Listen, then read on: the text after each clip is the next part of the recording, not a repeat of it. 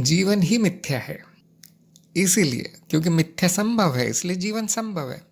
ये प्रश्न कब आएगा? जब जीवन को सत्य मान लिया गया, जब ये मान्यता है सुनने वाले में कि मैं तो जीवित हूँ, मैं जिंदा हूँ। इन्होंने कह दिया कि शरीर, जगत, मेरा खाना पीना, सांस लेना सब मिथ्या है, तो मैं जीवित कैसे हूँ? तो उसमें मान्यता ये है कि मैं वो हूँ जो जीवित है। पहली मान्यता तो यह है। दूसरी मान्यता है कि जो जीवित है वो सच है। यहाँ पे सत्य का मानदंड पुराना क्या था उसके मन में, कि जो उत्तरजीविता में उपयोगी वही सत्य है। उत्तरजीविता का मानदंड था, जो कि अक्सर आम जनता का होता है। जो इस जीव को जीवित रखे उसे सत्य माना जाता है। हवा, पानी, खाना, यहाँ तक कि आपकी नौकरी, आपका व्यवसाय, आपके रिश्तेदार, आपका समाज, संप्रदाय, जो भी इस जीव के लिए उपयोगी है जीवित रहने में, वो सच माना जाता है। तो अगर सत्य का मानदंड उत्तरजीविता है तो ऐसा प्रश्न आएगा, आपने तो बोल दिया ये सभी अनुभव है और सब झूठ है, लेकिन मैं तो जीवित हूँ, कैसे संभव? कैसे? झूठ के सहारे कोई कैसे जीवन हो सकता है? खाना झूठ है तो उससे मैं ये शरीर कैसे बना रह सकता है? सुख भी झूठ है, दुख भी झूठ है, तो फिर इस जीवन का अर्थ क्या है फिर? तो यहाँ पे मूल अज्ञान है इसलिए प्रश्न आया।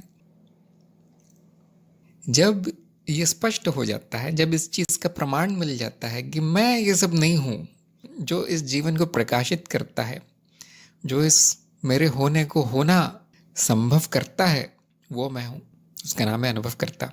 तब ये समस्या हल होती है। तब ये जिसको भी जीवन कहा गया, मनुष्य जीवन, ये मेरे पर्दे पर चलता हुआ स्वप्न रह जाता है। और फिर उस स्वप्न में जो हो रहा है उसको सत्य मान लेना बुरी बात नहीं है, गलत नहीं है फिर। हाँ, स्वप्न के स्तर पे सत्य है, जिसको हम नाम देते हैं सत्य, व्यवहारिक सत्य। हाँ, खाना नहीं खाओगे तो जीवन नहीं रहेगा। फिर जो प्रकाशित करने वाला है इसका भी कोई कह नहीं सकते। नौकरी नहीं रहेगी, संबंध नहीं रहेंगे, तो हाँ, जीवन खतरे में पड़ जाएगा। तो इसीलिए व्यवहारिक सत्य का उपयोग वहाँ पे किया जाता है। सब कुछ जान लेने के बाद भी इस सपने के अनुसार जो सत्य है, माया का सत्य, उसे नहीं छोड़ा जाता, क्योंकि वो बुद्धिमानी नहीं है।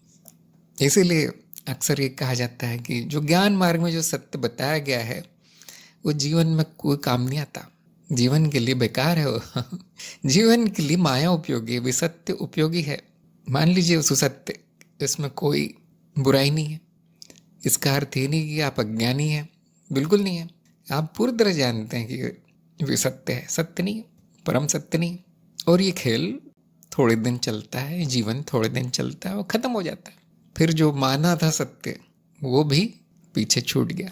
सत्य वो है जो आना जाना नहीं है, जो सपना नहीं है, वो सत्य है, वो मैं हूं।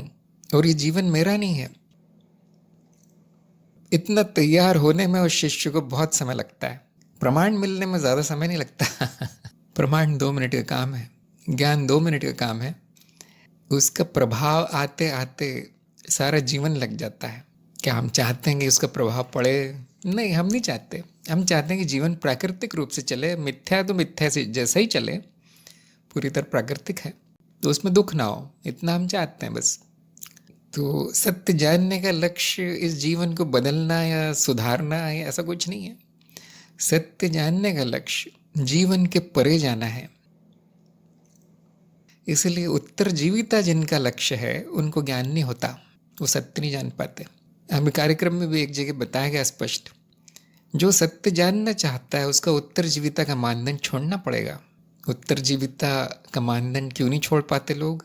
मृत्यु का डर। मैंने ये जो मिथ्या का पहाड़ खड़ा किया है, सोने चांदी का और रिश्तेदारों का, वो झूठ नहीं हो सकता। ये शरीर मैं हूँ, नहीं, मैं झूठ नहीं हो सकता, मेरी मृत्यु हो जाएगी। भले ही वो विचार न करे व्यक्ति ऐसा, उसके अंदर ये एक प्राचीन डर बैठा हुआ है, मृत्यु का डर, मेरे नाश होने का डर। और ये बहुत मूलभूत डर है। इसलिए साधक का गुण बताया गया है, साहस। आपके साधक के गुणों में एक जगह बताया गया साहसी होना चाहिए साधक को। क्यों? जो डर गया उसको ज्ञान नहीं होगा, वो उत्तरजीविता तक सीमित रह जाएगा। तो सभी अनुभव मिथ्या है, जीवन भी मिथ्या है। फिर भी एक बुद्धिमान व्यक्ति उस मिथ्या को चलाता रहता है, उसमें कोई बुराई नहीं है।